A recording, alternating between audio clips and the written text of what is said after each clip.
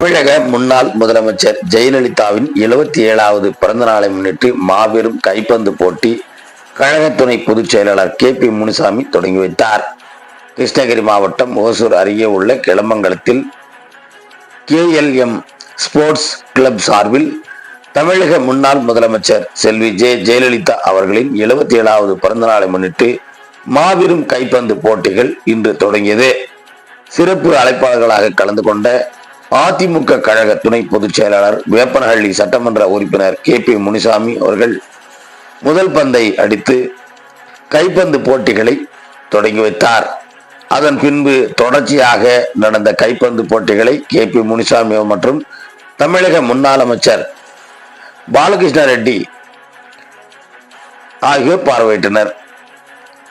இந்த கைப்பந்து போட்டிகளில் ஓசூர், கிருஷ்ணகிரி, தேன்கனிக்கோட்டை, கிளமங்கலம், பாண்டிச்சேரி, கர்நாடக மாநிலத்தில் பெங்களூர், ஒயிட்ஃபீல்டு உள்ளிட்ட 25க்கும் மேற்பட்ட மாநில அணிகள் கலந்து கொண்டு விளையாடி வருகின்றனர்.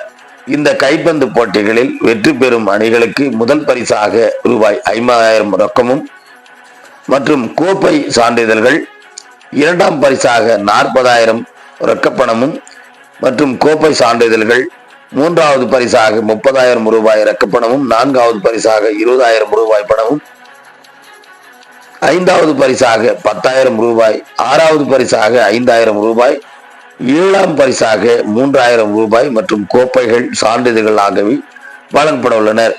இந்த கைப்பந்து போட்டிகளில் பங்கு பெற்ற அணி வீரர்கள் விறுவிறுப்பாக விளையாடி வருகின்றனர்.